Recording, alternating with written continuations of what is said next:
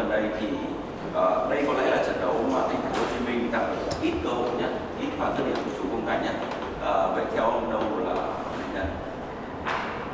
After the last three games that even count the Nam Định friendly match, and then this is the game that we have the less chances.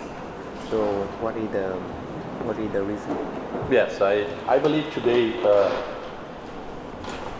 we have to separate the 2 points. I think defensively we did a very good job because we didn't concede any good chance for the opponent. What is important also is one part of the game, but offensively we lost so many unnecessary balls. When you are starting to build up, you are not patient enough. You want to force that ball, and sometimes was close, sometimes was just a technical mistake. Easy passes sometimes from 1 meter, 2 meters that we didn't deliver in a normal way that we are used to. Cái anh có cần dịch không? Ok, thì ở đây thì thầy cần phải chia ra làm hai phần. Một phần là cái phần mà phòng ngự của đội thì thầy thấy rất là tốt. Cái hệ thống phòng ngự của đội rất là tốt, tại vì đội Sài Gòn không có cơ hội nào rõ ràng. Và cái phần thứ hai là cái phần mà khi mình có bóng thì đội Thành phố Hồ Chí Minh khi có bóng thì mất bóng khá là nhiều, và những cái lỗi kỹ thuật ví dụ như chuyền bóng, những đường bóng ngắn thì lại mất bóng rất là nhiều. Có nhiều vấn đề về cái mặt kỹ thuật ở đây. I believe we need, of course, a little bit time to work that kind of things. Now playing every second day, there is no proper time. You have to really be careful with the injuries. You see today we lost one player, but it's very difficult to play 3 games in 3 days. We cannot really train between the games, Peter. That's why between the games we have to rest the players to avoid injuries. So I hope next week with 1 week of training that we can correct some positioning, we can create better chances, and of course with the time I hope that we will get all the players on board. We see that we are missing especially the players up front. We have all the players from the back and they did a very good job, but we are still missing our players in the front, and I believe when we are all there that we can play a much better game offensively. But defensively, again, I'm very happy with the game. Thì tôi tin là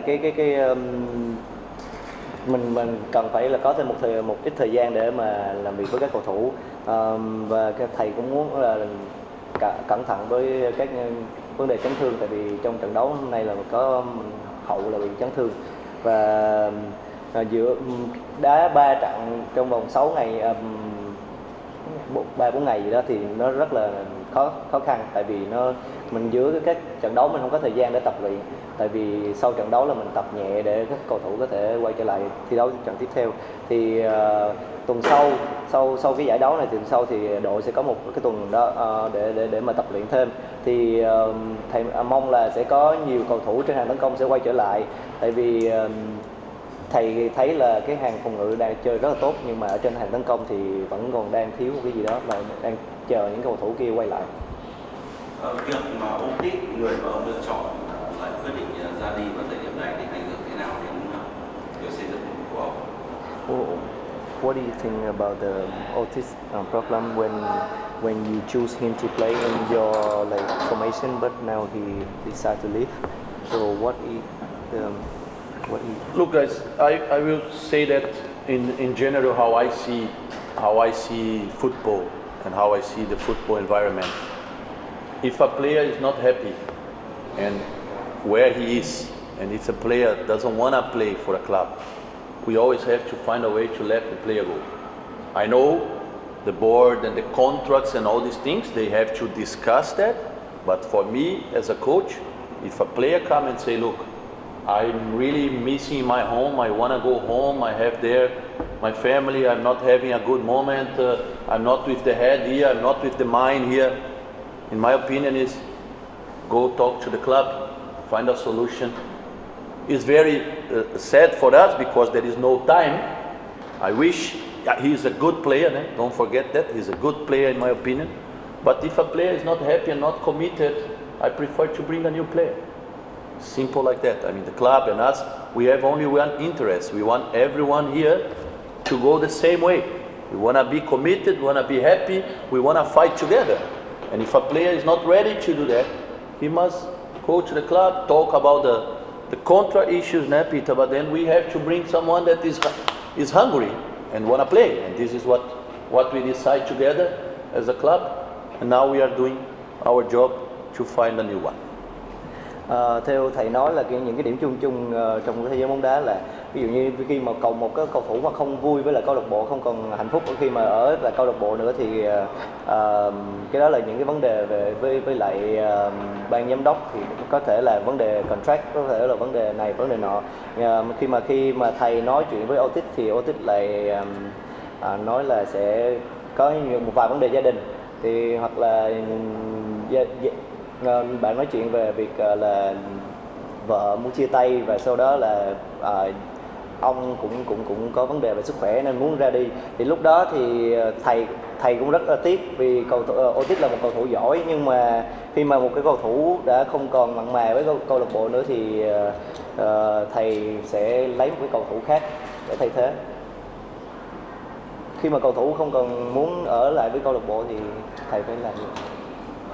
Ở trận đấu ngày hôm nay thì ông phản ánh rất nhiều về trọng tài, vậy ông cảm nhận thế nào về công tác trọng tài sau những trận đấu? In this match, we complain a lot about the referee. So, what do you think about the referee work in this match? I don't like to talk about referees. I mean, it's the emotion of the game. They are trying to do their best. I just mean a lot of fouls in the game, man. And sometimes it's an easy foul. Maybe you should let the game flow a little bit more and not every touch foul.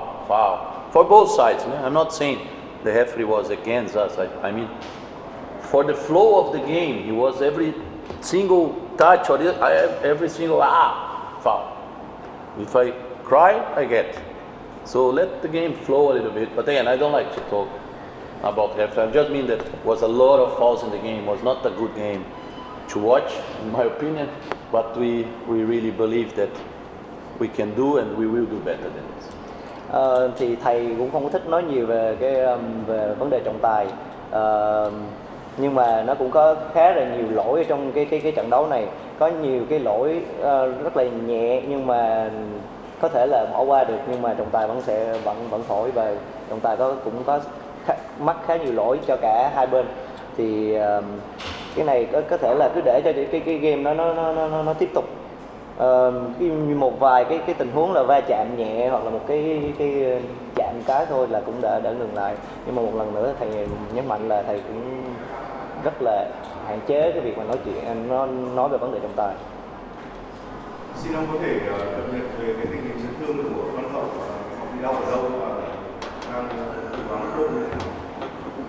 Can you update the Phan Văn Hậu injury for? Unfortunately, we think it's a hamstring injury, and this will take some days. Because he was already feeling a little bit during the game. I could see he was always putting, and he was not performing the way we know that he can do.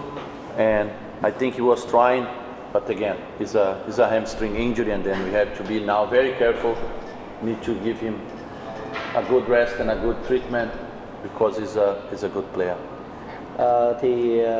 Thầy cũng nói là Phan Văn Hậu là như thầy nhận thấy thì Phan Văn Hậu đang bị một cái vấn đề ở hamstring, cơ đùi sau, đúng không?